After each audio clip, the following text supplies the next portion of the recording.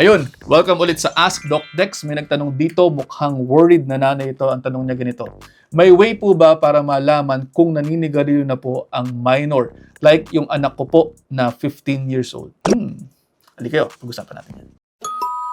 Actually, isa ito sa mga challenging for me na sagutin. Pero try po natin, ganito yan. Mahirap kasing mahuli ang mga kabataan sa ngayon. Bakit ikanyo? Kasi hindi na lamang po basta traditional na sigarilyo ang uso. Hindi na yung same na amoy. Naririyan na po yung mga vapes na amoy bubblegum, meron pa nga amoy cheesecake, o kung ano pa man pong prutas na gusto nilang amoy. Akala ninyo po pwedeng pabango lamang, pero may nicotine na palang nasisinghot yung anak ninyo. Pero ang tanong, paano nga ba natin malalaman? May iba naman pong mga pamamaraan. Tingnan po ang pagbabago sa behavior ng bata. Ayon po sa American Academy of Pediatrics, ang nicotine ay addictive at nakaka-apekto ito sa brain development ng isang minor, lalo na sa mga bahagi ng utak nila na responsable sa focus at sa learning at sa impulse control. Kung ang anak po ninyo ay bigla pong nagiging irritable, hirap mag-concentrate, at biglang nagiging secretive na sa kanilang mga gamit, pwede pong red flag yan. Pangalawa, tingnan pong maigi ang ilang mga physical signs na meron sa inyong mga anak. Although hindi naman ito laging accurate, pero pwede pong merong tinatawag na smoker's palate. Yan ay yung pamumuti at pamamaga ng loob ng bibig ng bata. Pwede rin pong ilang physical signs tulad ng madalas na pag-ubo, shortness of breath kahit hindi naman po pagod.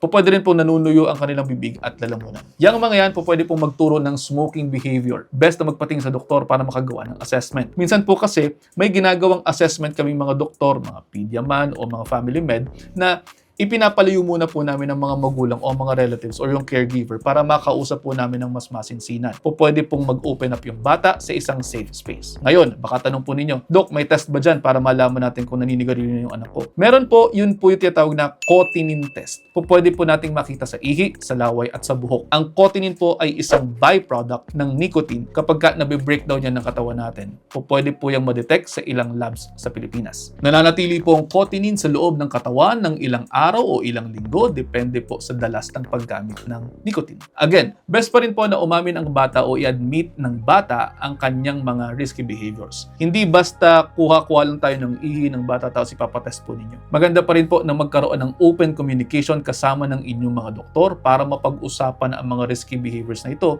at nang maiwasan o nang matigilan. Ayon din po sa article na to, ang mga bata na mayroong maayos na relasyon at komunikasyon sa kanilang mga magulang ay mas mababa ang chance na sumubok ng mga nicotine products. Sa halip na sigawan sila o husgahan sila, tanungin po natin, bakit nga ba't nila ito ginagawa? Stress ba sila? Ano nagtutulak sa kanila para gawin yun para lang sa ganun ay maayos natin ang root cause? Ang nicotine po sa edad na 15 ay maaari pong magdulot ng brain damage, kaya ayaw natin dyan.